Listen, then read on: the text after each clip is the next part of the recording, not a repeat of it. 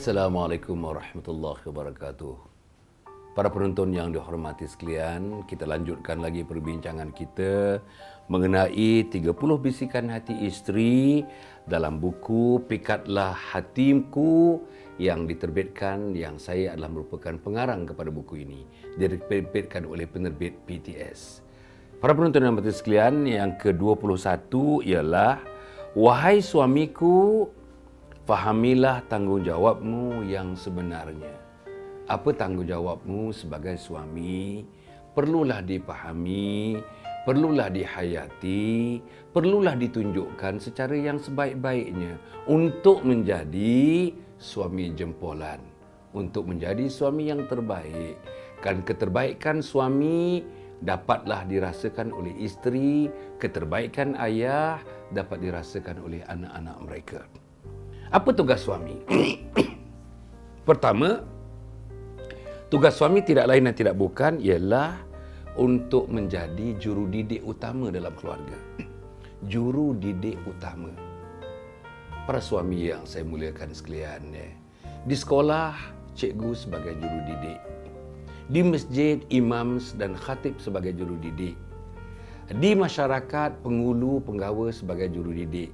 Di kampung, ketua kampung ataupun orang-orang yang berpengaruh dalam perkelilingan kampung kita menjadi guru didik.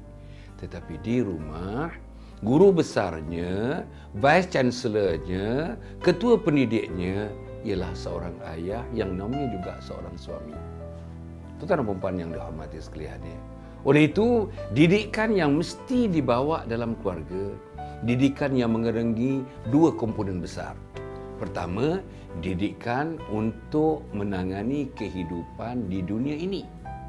Ilmu mengurus rumah tangga, ilmu makanan, ilmu pemakanan, ilmu membersih rumah, ilmu membetulkan kerosakan-kerosakan kecil yang berlaku di sekitar rumah kita, ilmu kebersihan, ilmu tanam-tanaman, ilmu perkebunan, berkebun tanam, ilmu bercucuk tanam, ilmu berternak. Ini ilmu untuk hidup di dunia. Ataupun juga disebut sebagai ilmu dunia. Satu lagi disebut sebagai ilmu akhirat. Ilmu akhirat ialah ilmu yang kita berhubung langsung dengan Allah Subhanahu Wa Taala. Ilmu mengikut cara kita menjalankan kehidupan beragama ikut cara Nabi Muhammad sallallahu alaihi wasallam. Ilmu yang diajarkan oleh datuk nenek bapa kita yang namanya ilmu agama. Dalam konteks saudara, dalam konteks saya ialah ilmu Islam. Yang dalamnya ilmu akidah, yang dalamnya ilmu syariah, dan akhirnya dalamnya ialah ilmu akhlak. Macam-macam lagi lah. Ilmu usuluddinnya, ilmu tauhidnya, ilmu bahasa Arabnya, ilmu tajwidnya, ilmu balaghahnya.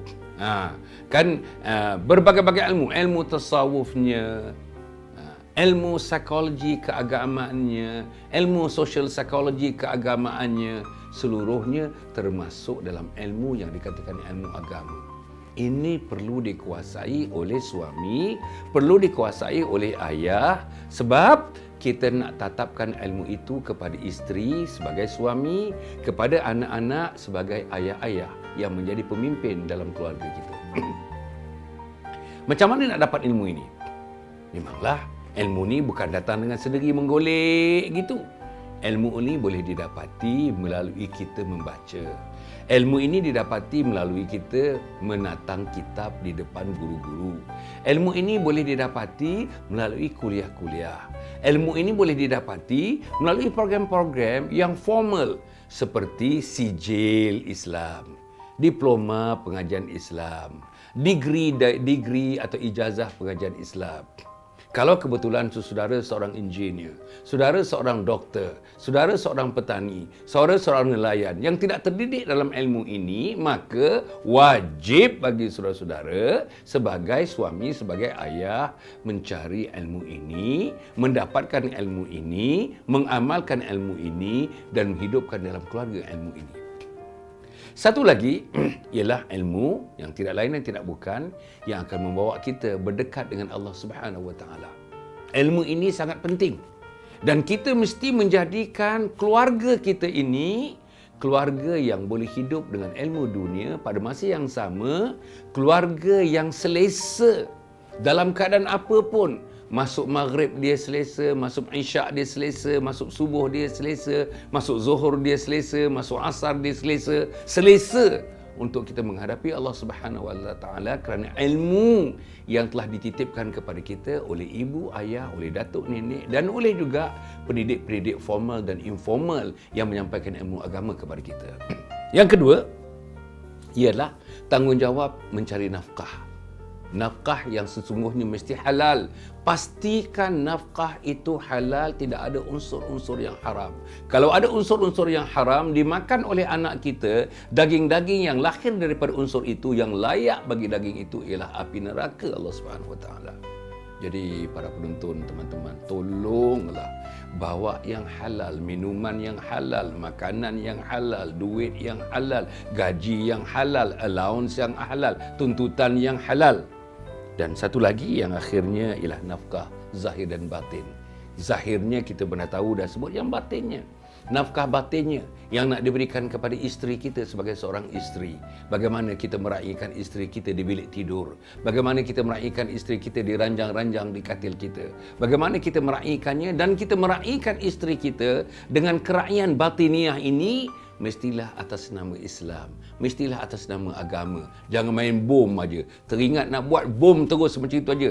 Tak baca bismillah pun, tak berdoa pun, tak memohon kepada Allah. Akhirnya lahirlah anak-anak yang menderhaka kepada Allah, menderhaka kepada Rasul, menderhaka kepada ayah, menderhaka kepada ibu, dan akhirnya anak-anak yang akan menunggunya ialah neraka Allah Subhanahu Wa Taala. Dan akhirnya saudara ialah tentang memberi layanan, berbuat baik kepada isteri, membantu isteri dapat apa juga keadaan. Pendidikannya ialah bantu isteri untuk meningkatkan minda, bantu isteri untuk meningkatkan kematangan, bantu isteri untuk meningkatkan ilmu keisteriannya, bantu isteri untuk membolehkan isteri mengurus rumah anda dengan sebaik-baiknya.